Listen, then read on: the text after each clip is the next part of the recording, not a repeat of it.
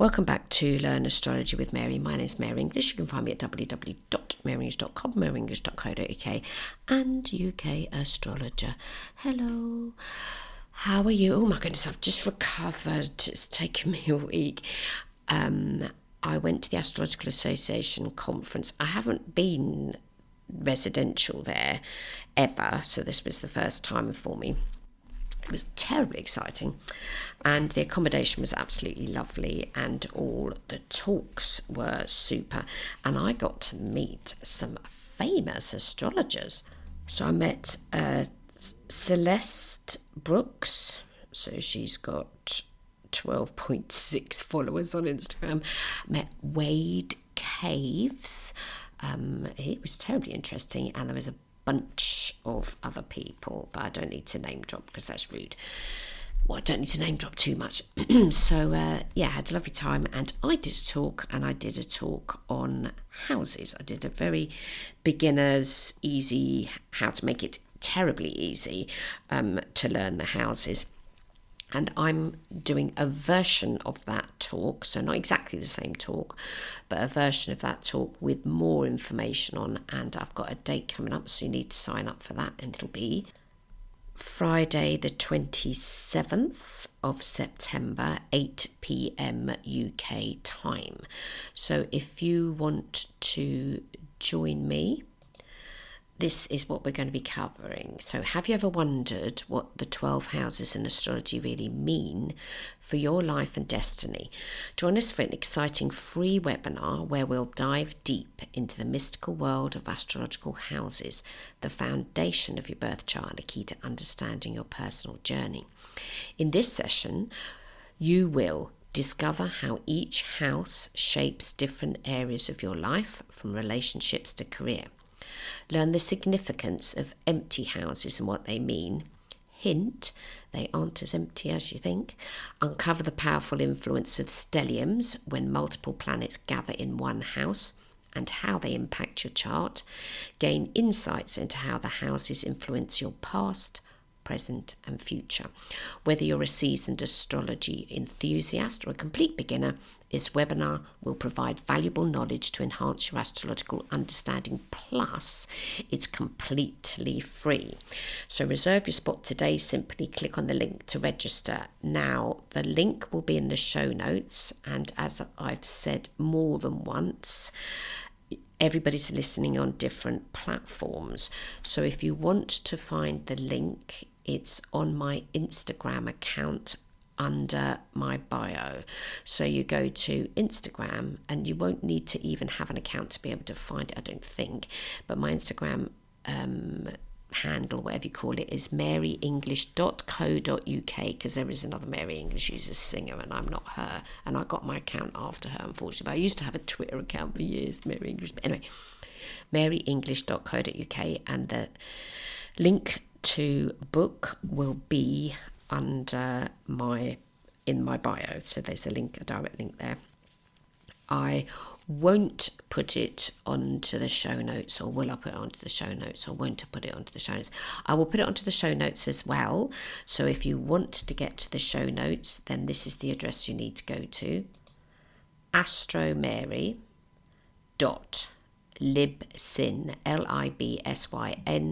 libsyn.com. So on that link there, that takes you to the main podcasting page where every episode goes up. It goes in a different order to how you might be listening to it, because I've instructed iTunes and Spotify and whatever to start at episode 1. So quite a lot of people are still working their way through the episode. So I don't know when you're ever going to get to see this, but if you go there, it'll always have the latest episode first. So we're now episode 403. Let me just double check I've got that right. I think we are now, because we're now gone past. Oh goodness, no, we're not. We're episode 404. So 403 was what I did last week, obviously. So if you find episode 404, the link will be there. I'll probably repeat it next week. or you can email me. Again, if you're somewhere and you can't click to go to other places, just email me and I'll give you the link to book. And so we're going to be doing it, are going to be doing it on Friday the 27th of September, 8 p.m. UK time. It will probably be just over an hour, and you get to, I make your chart up and send it to you if you don't already know how to do that. We'll be discussing all about the houses. We are, in this talk, which I didn't do for the astrological station, we are going to talk about stelliums. I talked a little bit about empty houses in that talk, and I can talk. So join us, because it's a live event, and yes, it will be recorded, and yes, it will go up onto YouTube afterwards. So that's the plug for this week. Now, on the other side of things, we've had a why am I talking this plural? So I've been talking with a lady that learned astrology with me, whose name I won't reveal, because obviously we have to be always confidential about who we're not talking about. And she's learned astrology with me. She is practicing. She also has a day job as well, which is perfectly fine. And that's the other thing I want to say before I launch into this episode, where we're going to be talking about 2 charts that she made and a job offer she had and a job offer that didn't work out, even though she was off the job. That if you are learning astrology and you're working as well, can you please stop beating yourself up that you haven't, inverted commas, made it into professionalism? There are zillions of astrologers that have day jobs as well. And those people are just as much an, inverted commas, an astrologer as people who do it full time. I do it full time. This is my job. I'm also an alternative therapist, so I do see clients that way, but I am completely self-employed. I do not have an employer. I do not want one of those. I haven't had one of them for 30 something years. I would never want an employer. So what we're going to be doing is lovely lady, so we're going to be calling her Lydia. She is trained as a teacher. So she lives in the US and she's trained in teaching. So she's got a teaching qualification. That's what she did. She's learned astrology as well, and she also has a day job.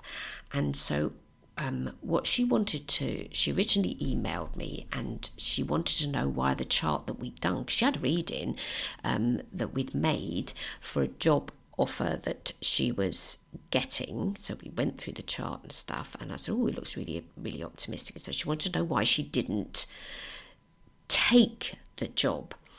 Now, I did point out to her that the chart was very optimistic and she was offered the job. So it's not as if the chart, when she was offered the job, was incorrect, because the job was offered to her. The fact that she didn't take it is displayed in the chart, which is what we just recently talked about, because I said, let's talk about it, and then I'll talk about it on the podcast.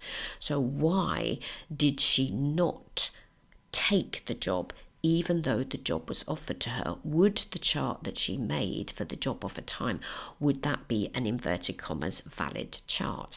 So we've got some very interesting questions here. Now, before I even go into the chart itself, I want to quote from the wonderful Anthony Louis' brilliant book, Astrology, Plain and Simple. I was reading it again for the millionth time, and he's done this book to make it easy, and as you go further into the book, more complex it gets. But he does say at the beginning of the book that he has a method that he uses, and then he demonstrates other ways that orrery astrology could be done.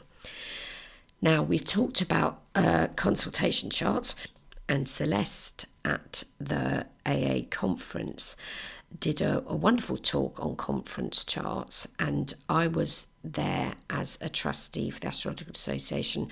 I gave a talk, but I also supported the professional astrologers, other professional astrologers, whatever you want to call them, speakers. I supported them. I was part of the IT team. We were calling ourselves the Zoomies. So there was 2 of us for each speaker, and our job was to make sure that everything went Well, anyway, Celeste did a talk about the consultation chart. So that's a chart you make when the client books the appointment. I've talked about it before, and it sometimes needs to be adjusted because the client's booked a 3:00 appointment and they don't turn up until 3:15. So what does that chart look like and what will that tell us? It was super interesting. Now, the chart that Lydia has made is a chart that she was offered the job. Now, that's not the same as orrery astrology, because I need to explain, because actually I've sort of grasped it by discussing this question with Lydia and finding out how it all works. The orrery astrology is only for asking a question, and the time that you take, so when you look at the clock, is when the astrologer understands the question. So the person comes and he gives examples of, back in the day, Lily, I think, was the astrologer, and the woman turns up and she says to him, "Will I have children?" And then he goes, "No." It's like, and then Anthony quite rightly in his book says that's the wrong thing to say to somebody. That's not exactly letting them down gently. And Lily in his book explains why he'd said no to this particular lady. I just think, what? Did people do that then? Go to see astrologers and ask them, "Will I have children?" It's like, if somebody came to me and asked me that question, I certainly wouldn't say no to them. What I might say is, you might have some things that are standing a little bit against you being able to have children. You know, what's happened up until now? Have you got pregnant? Have you been trying, inverted commas, blah, blah, blah, blah. And what can we do to make the best of the chart that you've got so that that actually happens? But just a blank no. Anyway, orrery astrology is when the astrologer understands the question. It's not the time that the question is asked. And I had to read the first 2 chapters 2 or 3 times to finally comprehend that, because he uses quite a lot of jargon, I think the word is. Because on page 12 he says, "Always record the querent's question verbatim." So Mrs. Bloggs comes and asks the question, "Will I have children?" Goodness me, I hope that never ever happens to you. Be sure to write down your own understanding of the question if it differs from or clarifies that of the querent. The querent is the person asking the question. Note the date and time, whether AM or PM, standard or daylight saving times, the location, coordinates, and the day of the week. You don't have to do that, and we could just make a chart. But anyway, don't forget the AM and PM. This is the common omission. Orrery astrologers who use Lily's technique should also note the planetary hour of the question as a test of the validity of the chart. For example, the hour ruler should agree with the ascendant in specific ways. More about this in a later chapter. Then cast the chart, la la la la la. But he says more than once in the first 2 chapters, which I had now absorbed, that in orrery astrology, it's not when the person walks through the door. It's not when the person asks the question. It's not when the event happened. It's when the astrologer understands the question. Okay? So maybe I've been doing orrery astrology all wrong up until now. Anyway, I don't do orrery astrology. I do event charts, which is slightly different. So let's look at Lydia's being offered the job, and the job was an art teaching job, so she's already trained to be a teacher, so cushy, lovely, jubbly, bubbly, and this was a well-paid job, and she went for the interview, and look at that chart. Okay, so this is the time that she I believe, and Lydia, you'll have to email me, correct me if I got this wrong. I believe this is the time that she got the email, so this is when it pinged into her inbox, that they'd said that they'd like to offer her the job. So this isn't the time of the interview. I don't know many people that would be getting interviewed at 8 a.m. in the morning. And we've got, it was a Wednesday, 8th of May 2024 in Olive Branch, MS, USA. So this is her being offered the job, and it's 8 o'clock in the morning. So this is when the email pings into her inbox. And so that's what we went through. and I looked at it and I thought it was a pretty optimistic thing. I mean, they've already offered her the job at this point. So it's not as if the question is, will I get this job? It's the job has been offered. What is going to happen now is whether we're interpreting this astrology. What will happen now that I have been offered this job? So always in astrology, you have to look at the chart ruler and the sign that the ascendant is and all of that. And the ascendant is 20 degrees Gemini, 20 degrees and 13 minutes Gemini. And Gemini is ruled by Mercury. Mercury in this chart is located in the 11th. Now, we also have to take into account the aspects that things make. So Mercury is the key planet in this chart, and Mercury only makes 3 aspects. One of them is square to Pluto, one of them is conjunct Chiron, and one of them is sextile to the ascendant. Okay, so the ruling planet, we have to take into account the aspects. Square to Pluto, okay, the ruling planet to it. Now, I just looked at the chart and I thought, oh, well, that looks pretty nice. Everything's a nice little bundle. It's all squished together. We've got Saturn in the 9th. We've got Mars and Neptune in the 10th. Just glancing at it, I thought for a teaching job, that looks pretty nice. But like that. As far as cardinal planets go, there's only fire cardinal. And the majority fixed is a lot of planets that are fixed. Mutable, there's 2.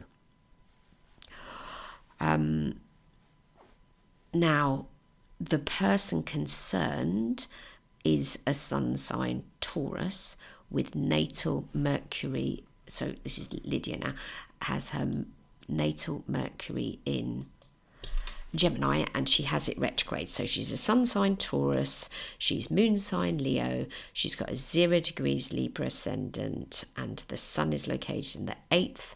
Mercury's retrograde, conjunct to Venus in Gemini, conjunct to Jupiter. There's quite a lot of conjunction. She's got a little stellium in her 9th house there. And natally, she has Chiron conjunct to the MC, Mars in Cancer. And in her 4th house, she's got her, because she's an indigo, she's got Uranus, Neptune, Saturn, all retrograde in the 4th house, all conjunct in the sign of Capricorn. And her part of fortune is in that house as well, also in Capricorn. So the job offer looked good. There was nothing that stood out to me like this would be a horrible job. Until, now what actually happened, so this is what she said in email to me. Since we last spoke, a lot has changed. The art teaching job fell through. You and I really liked the chart for that job, so it's pretty disappointing that it didn't work out. I'll attach that chart as well because I'm curious to see anything that would indicate the job would not happen, or if it was wishful thinking. Maybe Pisces, Neptune in the 10th. There are a few reasons I decided not to teach art. There were complications with getting my South Carolina teaching license transferred to Mississippi. I became overwhelmed with what was required of me and felt it was best if I stepped away. I would have had to take and pay for a graduate level course, take and pay for an art exam, learn Photoshop so I could teach it to classes, on top of overall navigating teaching a new subject I'd never really taught before, while only making $90 a day until all of that was complete. It was all too much. Maybe I got cold feet, but I think I was just looking out for my mental health of my future self. Okay. Now, my question then would be that, is that going to show in the chart? Because it looks fab. You know, Mercury is the ruler. It's not retrograding. It's in the sign of Aries. It's in the 11th house. 11th house is friendships and stuff. Chiron's conjuncting to that. You know, where do we see that Lydia would get overwhelmed? Okay, so the job offer, you know, this is them offering her the job. This is when it pings into her inbox. she's a sun sign Taurus. The sun and the moon are in Taurus in this chart. The moon has gone past the sun sign because the moon is 23 degrees. And there's this thing about oral astrology, you've got to look to see, is the moon void, of course? Is it making any aspects? Yes, it is, because it's conjunct Jupiter, it's conjunct Uranus doesn't happen. It's making a sextile to Neptune, a trine to Pluto. It's squaring to the MC, maybe that doesn't help. And it is, am I reading the right thing? Mercury's, we've got the sun and the moon. Yes, so we've got the moon is the most important planet when it comes to, or one of the most important planets when it comes to orrery astrology. But I have to raise the point that this isn't an orrery astrology chart. This is an event chart. So I have to ask this question now. I don't know. I'm learning just as much as you do. Do event charts show you the outcome of something? In orrery astrology, the outcome, the ending of the matter is the fourth house. And the fourth house starts in the sign of Virgo. Virgo is ruled by Mercury. Mercury's up in the 11th house. It's all about friendships, but it's conjunct to Chiron. Does that help? Doesn't that help? And there's not a hell of a lot of, there's a lot of conjunctions. There's only, how many squares have I got? I've got two squares to planets. And then to ascendant and MC, we've got 1, 2, 3, 4, 5 in total, which is not a vast amount when you've got such a cluster of a chart. But the moon is moving away from the sun. So it's already had a new moon. It's chugging, it's conjunct to Uranus. So this was, it took her a while to find out what had actually happened. So if we're talking about things not being revealed with that job offer, because the thing you have to remember is that when you go for a job, you're trying so hard to come across as the thing that the person wants. You assume that when you're going for a job, otherwise what would be the point in going for a job, that when you go for a job that you really, really, truly, truly want the job, and you want them to go, yeah, and to take you on. What you don't think about is what's going to happen if you actually do take the job. What does that actually involve? Because they might not actually tell you, and they certainly didn't tell her at the interview that she'd only be earning $90 a day until she'd finished this degree and paid for this extra training. So basically it was going to cost her money, upfront money, a lot of money, time, teaching, training, before she even would be able to do the job. And then you sort of think, well, why did they offer the job to her? Did they think she was loaded and she'd be able to do it? It's just like, not really answer all those questions. So like she says in her email, is Neptune the planet that has, inverted commas, made this all go wobbly? Now, the only planet that's retrograde in the chart is Pluto, 2 degrees, and it's retrograde because this is May this year, okay? It's already gone into Aquarius. It isn't there now. It's retrograded back into Capricorn. The part of fortune's 15 degrees, and that's in the 10th. Mars is up there. So Mars is happy in the sign of Aries. Yay, Mars is happy there. It's in the 10th. And Neptune is there as well. It's 29 degrees. It's not retrograding. And so then we'd have to look at the ephemeris for this year and see, well, what happened later on for these important planets that are in this chart. So this is May, and Neptune isn't retrograding at that point. And Neptune starts to retrograde June. Starts to retrograde on the 2nd of July. So as time progressed, Neptune starts to retrograde. But in this chart, as I was looking at this chart, Neptune is there in the 10th. So is that what's made it fuzzy? Because it's in the sign of Pisces, it's happy in Pisces. But if you get Neptune in the 10th is all about career. You know, the most dishonest planet of the bunch is definitely Neptune, fogginess, etc., etc. And the aspects that Neptune makes is a square to Mercury and a square to Venus.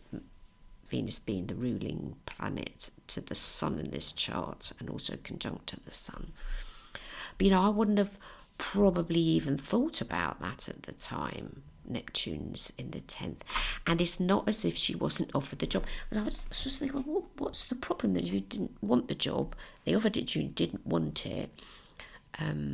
She said it's pretty disappointing that it didn't work out. So my advice would be, when a job is accepted or there's the final negotiations, like, would you like this job, and they offer it to you, before you even get to they've offered it to you, that you need to ask, I'm talking in general terms now, that when you go for a job, you need to tell them that you're wonderful, take me on, but also, what does this job actually involve? Break it down for me. What do I have to do? Now, I've got a relative that recently took a job, killed it, got the job, and then got the job, and there's like millions of things needed to be sorted before the job could even flipping happen. But of course, they didn't tell them that at the interview. Because they didn't know that was going to be the case, they couldn't ask. And this is like, how do you even know these things? So this is a chart to demonstrate that they've offered her the job, and the job was much more than they'd said it was. And Mercury's in the 11th. So let's have a look at what good old Anthony says about Mercury, because it's the ruling planet of the chart. He says, and it's not an orrery chart, okay guys, let's just make sure we're not doing this. Writing, communication, transport, books, letters, messages, questions, buying and selling, contracts, and this is pre-contract, bargaining, trips, travels, neighbours, literary or intellectual activity, young people, students, office workers, secretaries, salespersons, tradesperson, and tricksters. And Mercury's in the 11th, and he tells us that the 11th is friends, groups, clubs, socialising, counselling, relationship with humanity, unbonded relationships, legislators, legislation, hopes and wishes. Okay, so it was hope. Ambition, comfort, relief, praise, trust, income from career, resources of the person in authority, the mother's movable goods, humanitarian activities, according to Bruce Schofield, every year's one's business clients. But Mercury's conjunct Chiron. And I wasn't really taking Mercury into account. The wounded healer. Is that another contributing factor? I don't do a lot of aspects, and this is something really staring at me, and it is square to Pluto, and Pluto is retrograding. So in retrospect, because we can all be wise after the event, Mercury conjunct Chiron probably wasn't so helpful, and the ruling planet wasn't in the 10th, and it's square to Pluto, and Pluto's retrograding, and Pluto's going to retrograde even further and go back into Capricorn, blah, blah, blah, blah, blah. So I don't know, you got any thoughts on it? You want to let me know what your interpretation of that is. The chart obviously is going to be up on the show notes. Now, it's a double whammy episode, this.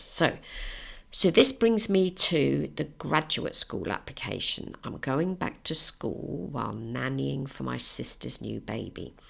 I'm going to school for clinical mental health counselling. I want to work with kids and teenagers mostly. Most likely in group settings, good for my 11th house moon. I still want to bring the important parts of myself to my practice: art, astrology, spirituality. Okay? And she said, feel free to use these charts in a podcast episode if it helps with teaching about event charts. So these are they're not orrery.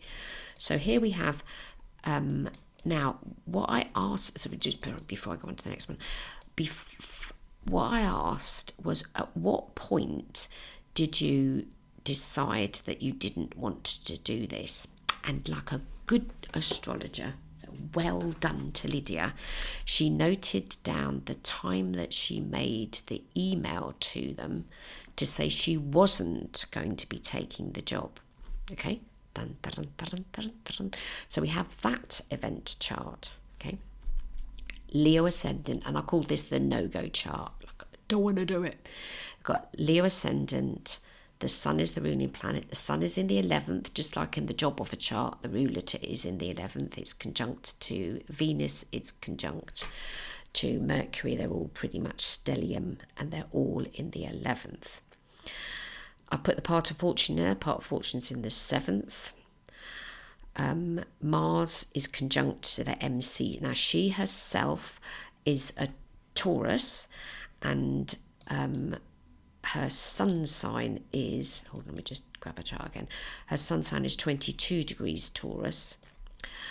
In this chart, that I don't want to do it, job chart, we've got Mars conjuncting to the MC. So Mars, action, aggression energy. This is my career. This is not what I'm going to take. Okay.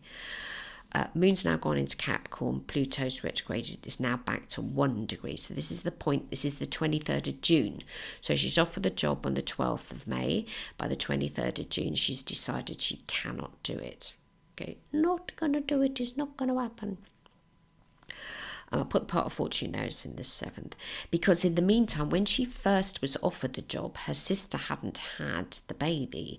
Now her sister has had the baby, and she's going to nanny for the baby. So she's the baby's nanny, and she's going to go back to college. So in a sense, it's just as well, obviously it's just as well she didn't take the flipping job on, because she wouldn't be able to do all the wonderful things she's going to do now. So I understand the disappointment, but like sometimes good things come out of bad things. We got Uranus in the 10th, and it's 25 degrees, and her sun sign is 22 degrees. So when Uranus comes past our sun sign, or our Mercury, or our moon, or our ascendant, we just want to be free.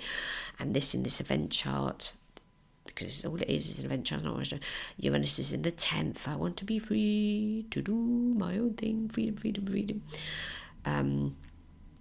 Chiron's in the 9th as well, but this time Chiron isn't conjuncting anything. It was conjuncting where did it go in the first? Oh, I've lost me first. Come back. Wait, hold on. We pause. Chiron was conjunct to Mercury. So the ruling planet to that job offer, Chiron was conjuncting it. It was going to trigger something in her, which it did. It was just going to be too stressful. In the no-go chart, the ruler to it, the sun is in the 10th, and the sun only makes one aspect, apart from the conjunction to Venus. It makes a square to Neptune, and Neptune's in the 8th. So sun square Neptune, are we being realistic? Is this a rhetorical question? Is this a realistic thing? Since it was Neptune that might have confuzzled things with the job offer the first time round, we need to keep because Neptune's very creative as well. It's in the 8th, and I think it's only squaring it because Neptune's so far into the sign of Scorpio, so it's like it's almost into Aries, and that would form a proper square. So if Neptune was something like 1 degree, it would form an exact square. It's what we call an out of sign square, so it's a mathematical square for sure, don't get me wrong. And then oppositions, we've got I think Mercury's opposition to the moon's opposition Mercury, yeah. And all of those planets are in Cancer, and it's because she's now become an auntie that she's taken that. So the Cancer thing has outweighed it. So I'm not going to take that art teacher job because I am now an auntie and a nanny. I'm going to be looking after a baby, very cute baby, by the way. She shared me the pictures though. Wanted to have him for breakfast. He looked yummy. So we got the ruler to this chart is in the 11th. And Mercury is opposition to the moon. So the moon is how we feel. It's in the 6th. Because she was worried about her own mental health, being under stress by having to do all of this. And then she's had her aha moment that the qualifications that she's already got and the extra training she could take, she'd be able to help young people with their mental health. I just thought, oh, your child's going to love that. So that's the no-go chart, okay? Again, these will all be uploaded. So now we've got the final chart. There's 3 today. This is the final chart. And thank you very much, Lydia, for sharing your charts with us. They're really helpful. Now, this is the time that she completed and sent her application to the University of M. And we've got a Scorpio ascendant, and the ruler to Scorpio is the co-ruler is Mars, and the modern ruler is Pluto. And Pluto is located in the 3rd house. It's still retrograding, and it's just into the sign of Aquarius. It hasn't moved out. 3rd house is communication, etc. is retrograding, so being clear.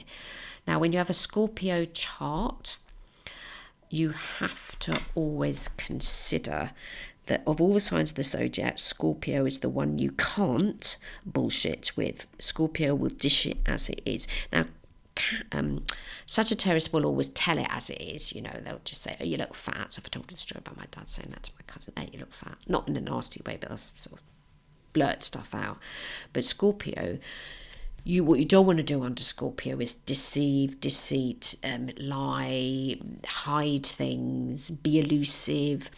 Those are no-go areas for Scorpio. Scorpio will go straight to your heart. So we need to take seriously that is a Scorpio ascendant chart. Now, Lydia natally has a Libra ascendant chart. I don't think she's got much in the sign. No, she's got natal Pluto in Scorpio, so that's good. She's got Pluto 13 degrees.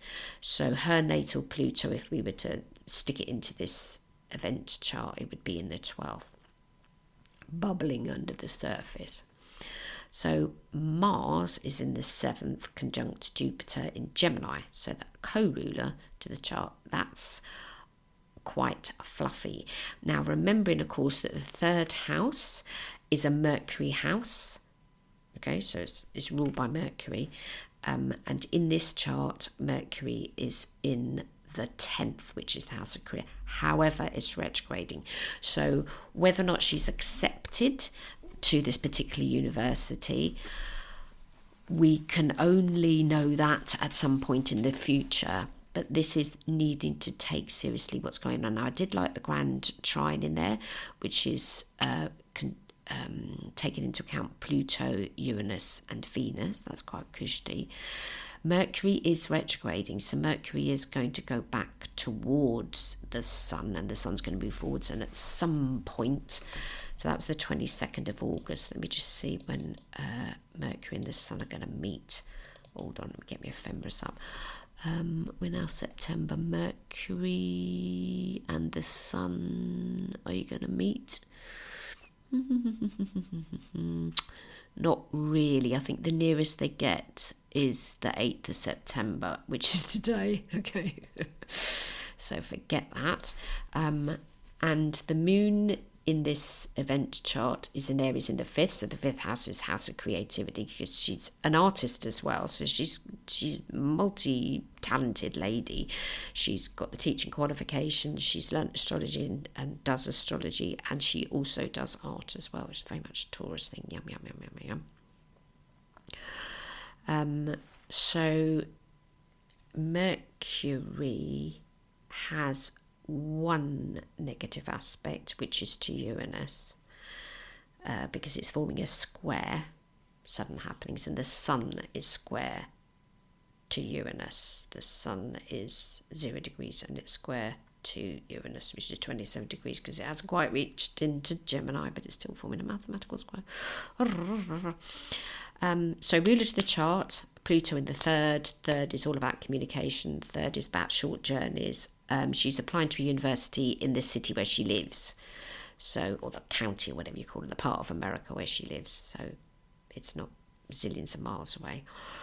And Pluto is retrograding, so it'll go further into the 3rd house, so further to the beginning of the 3rd house.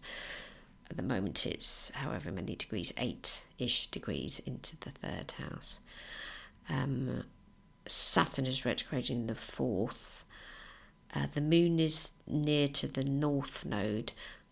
Chiron is in the 6th and retrograding. It's just gone into the 6th house. It'll retrograde back into the 5th. Now, any form of study is hard work. Any form of study needs to take time. Most of the time, an application to a university, if you've got the qualifications, they'll tend to take you on because you're going to be giving them money. So does this look optimistic? It doesn't look terribly negative. I say the root of the charts, there's two of them, 7th and 3rd. 3rd is all about communication, short journeys, etc. 7th is about relationships.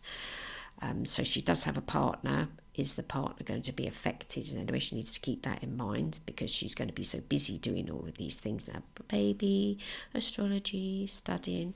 But she's looking long term, and the sun is in the 10th, and the sun is conjunct to the MC. Whilst in her natal chart, she does have Chiron conjunct her MC. So maybe that will be the manifestation of it. Instead of her job hurting her in some way, she'll be helping other people with the hurts that she got.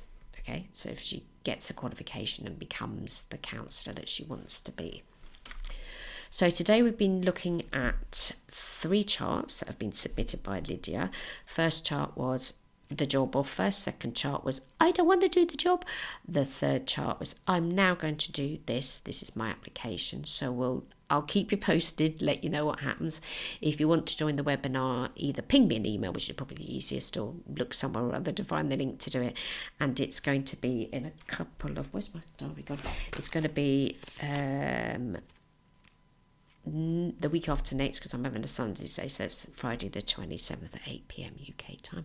So I hope you have a fab week, and I just want to put in a message out to the universe. I'm not telling you what the message is I'm putting out there. I just want you to send me positive thoughts for this message that I'm sending out, positive vibes. Thank you. Have a fabulous week and be back next week. Bye bye now.